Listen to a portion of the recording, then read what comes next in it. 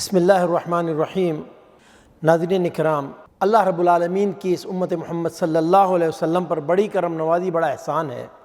اللہ رب العالمین نے جو اس امت پر بہت سے احسانات کیے ہیں، ان میں سے ایک بہت بڑا احسان یہ ہے کہ اللہ تعالیٰ نے اس امت کو توبہ کے متعلق دو مہلتوں سے نوازا ہے، جبکہ پہلی جو امتیں تھیں اس عظیم الشان انعام سے وہ محروم تھیں۔ اور وہ دو مہلتیں وہ کیا ہیں؟ چلیے اس بات کو ایک حدیث مبارکہ سے سمجھنے کی کوشش کرتے ہیں۔ امام طبری رحمہ اللہ تعالیٰ نے اپنی کتاب میں اس حدیث کو نقل کیا ہے، جس کا مفہوم ہے کہ اللہ رب العالمین، اللہ نے ہر انسان کے ساتھ دو فرشتوں کو بٹھا رکھا ہے۔ جیسا کہ آپ جانتے ہیں، دائیں اور بائیں ہمارے کاندھوں پر دو فرشتے ہیں جن کا ذکر قرآن کریم میں بھی ہے، کرامن کاتبین یعلمون ما تفعلون۔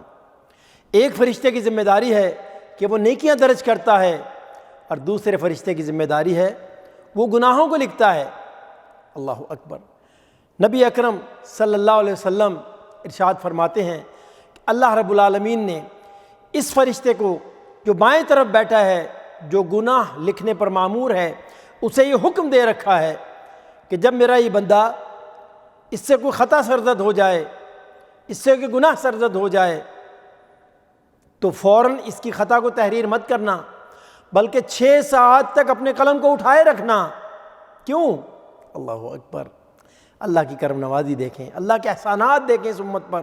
فرمایا اس لیے شاید کہیں میرا بندہ میری طرف رجوع کر لے، مجھ سے اپنے گناہوں کی معافی کا سوال کر لے، میرے سامنے توبہ استغفار کر لے، تو تجھے اس کی خطا کو لکھنے کی ضرورت ہی پیش نہ آئے۔ ہاں، جب 6 ساعت گزر جائیں اور میرا بندہ توبہ نہ کرے، مجھ سے رجوع نہ کرے، تو پھر اس کی ایک خطا کو لکھ لینا۔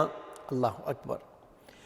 ایک غلطی ہوئی، ایک خطا تحریر کی جا رہی ہے، جبکہ نیکی کے بارے میں کیا ہے کہ ایک نیکی اگر کرے گا کیا ملے گا؟ کتاب و سنت میں بے شمار مقامات پر اس بات کو بار بار بار بار بار بار بیان کیے گا۔ الحسنۃ بعشر امثالھا الی 700 ضعف۔ نیکی شروع کہاں سے ہوتی ہے؟ ایک کی بدلہ 10 گنا۔ اللہ اکبر۔ ایک لے لو اور 9 فری۔ سبحان اللہ۔ اور کہاں تک؟ الی 700 ضعف، 700 گنا تک۔ اور یہ ڈیپینڈ کرتا ہے اس کی نیکی کس اخلاص سے کی گئی ہے، اس کے مطابق اس کو اجر ملے گا۔ لیکن جہاں گناہ کیا جا رہا ہے، جہاں خطا سرزد ہو رہی ہے، حکم ہو رہا ہے کہ ایک ہی تحریر کرنا۔ سبحان اللہ۔ کتنے کریم ہیں ہمارے رب، کتنے رحیم ہیں ہمارے رب، اور ان کی بخشش کے قربان جائیں۔ ذرا غور کریں، اور کتاب و سنت میں کتنی جگہ ان باتوں کو بار بار بیان کیا گیا ہے۔ اللہ اکبر۔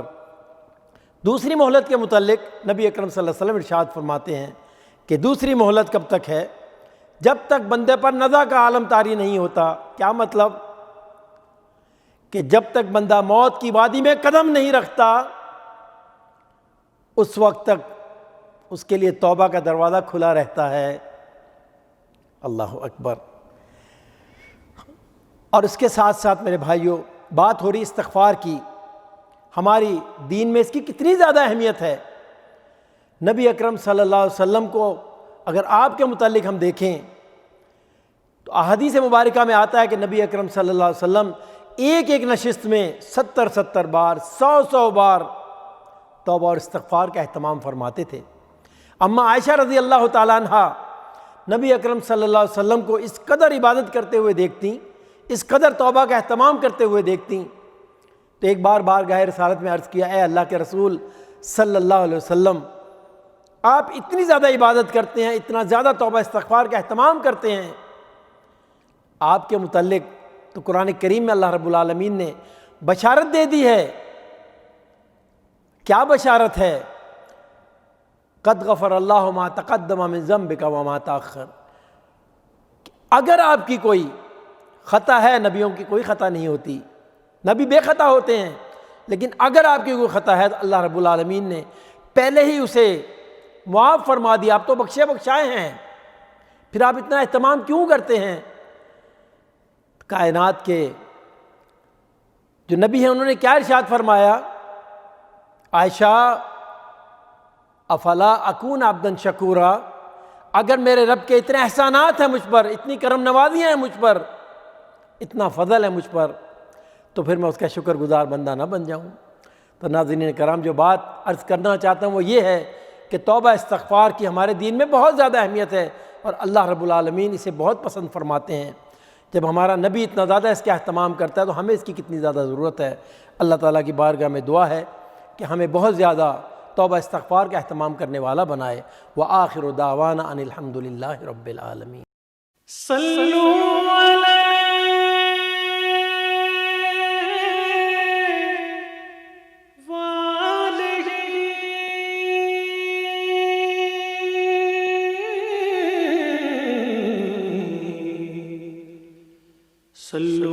علیہ